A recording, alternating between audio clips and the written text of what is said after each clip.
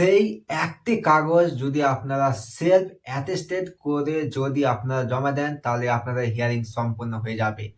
তো হ্যালো বন্ধুরা, voter card বা ভোটার তালিকা নাম থাকা নিয়ে এই মুহূর্তে সব থেকে বড় খবর আপনাদের সামনে নিয়ে এসেছি। আপনারা জানেন বর্তমানে ভোটার তালিকায় নাম সংশোধন বা এসআইআর প্রক্রিয়া হিয়ারিং চলছে, কিন্তু হিয়ারিং চলাকালীন নির্বাচন কমিশন হঠাৎ তাদের নিয়মে এক বড়সড় বদল এনেছে।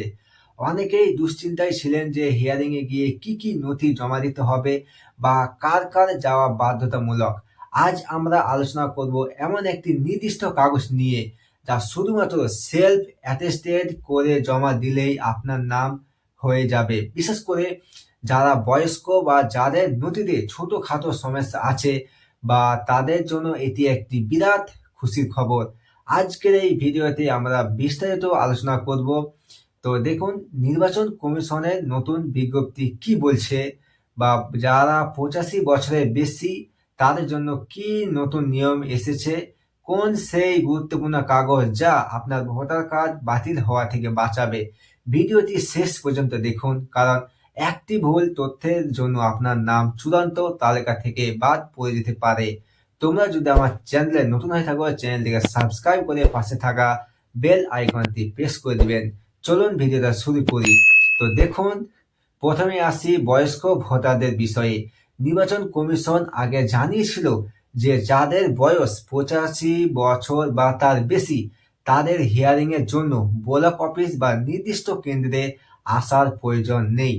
বিএলও বা সংশ্লিষ্ট আধিকারিকেরা বাড়িতে গিয়েই তাদের তথ্য যাচাই করবেন। কিন্তু বাস্তবে দেখা যাচ্ছে কনকনে ঠান্ডার মধ্যে অনেকেই 85 বা 90 বয়স বৃদ্ধ বৃদ্ধাকে হিয়ারিং সেন্টারে আসতে হচ্ছে। অনেকেই অসুস্থ, তবু তাদের ভোটার কার্ড বাতিলের ভয়ে তারা কষ্ট করে হাজির হচ্ছেন। কমিশন পুনরায় স্পষ্ট করেছে যে বিএলওরা যেভাবে এনুমারেশন ফর্ম সংগ্রহ করেছেন সেভাবেই তারা বাড়ি গিয়ে ভেরিফিকেশন করার কথা। তাই আপনার বাড়িতে যদি এমন কোনো বয়স্ক মানুষ থাকে তবে তারা হয়তো হয়রানি না করে বিএলওর সাথে যোগাযোগ করুন। অনেকেই বলছেন যে আমরা তো সব ডকুমেন্টস সঠিক দিয়েছিলাম, তবুও কেন হিয়ারিং এর নোটিশ এলো। নির্বাচন কমিশন স্বীকার করে নিয়েছে যে যাদের বিএলও অ্যাপে কিছু যান্ত্রিক ত্রুটি দেখা দিয়েছে, এর ফলে যারা 2002 সালের ভোটার তালিকার রেফারেন্স দিয়েছিলেন তাদের অনেকের ক্ষেত্রে নো রেকর্ড ফাউন্ড দেখাচ্ছিল। আপনি যদি আপনার বাবা, মা বা ঠাকুরদার নাম 2002 সালের লিস্ট অনুযায়ী ম্যাপিং করে থাকেন এবং বিএলও তা অনলাইনে আপডেট করার পরও সমস্যা না মেটে, তবেই আপনাকে হিয়ারিং এ ডাকা হচ্ছে। কিন্তু ভয়ের কিছু নেই, এর জন্য কমিশন একটি সহজ পথ দিয়েছে। তো এবার আসি ভিডিওর সব থেকে গুরুত্বপূর্ণ অংশে। কি সেই কাগজটি? কমিশন জানিয়েছে যদি আপনার কাছে 2002 সালে ভোটার তালিকার সেই হার্ড কপি বা প্রিন্ট আউট থাকে যেখানে আপনার বা আপনার পরিবারের সদস্যের যেমন বাবা, মা, ঠাকুরদা বা ঠাকুমার নাম রয়েছে, সেটি তবে যথেষ্ট। তাহলে কি করতে হবে আপনাকে? তো দেখুন, যদি আপনার বয়স 2002 সালের ওই তালিকার নির্দিষ্ট পাতার একটি জেরক্স বা প্রিন্ট আউট করে নিন।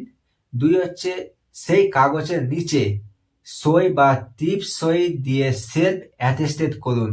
হিয়ারিং এ গিয়ে শুধুমাত্র এই কাগজটি জমা দিলেই আপনাকে আর অন্য কোনো 11টি নথির ঝুঁকি পোহাতে হবে না।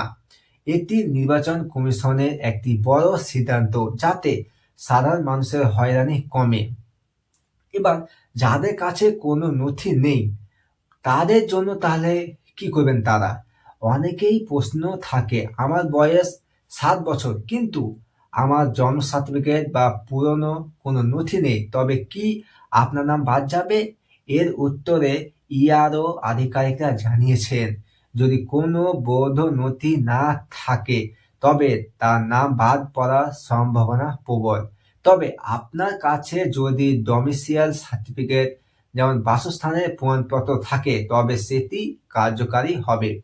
এছাড়া আপনি যদি সরকারি কোনো আবাস যোজনা যেমন গীতাঞ্জলি, প্রধানমন্ত্রী আবাস যোজনা বা বাংলার আবাস যোজনা সুবিধা পেয়ে থাকেন তবে সেই ঘর পাওয়ার কাগজটিও ডোমিসাইল সার্টিফিকেট হিসেবে কাজ করতে পারে। এমনকি স্কুলের প্রাইমারি বা হাই স্কুলের ট্রান্সফার সার্টিফিকেটও গ্রহণযোগ্য। তো সবশেষে মনে রাখবেন, হিয়ারিং এর নোটিশ আসলে আতঙ্কিত হবেন না।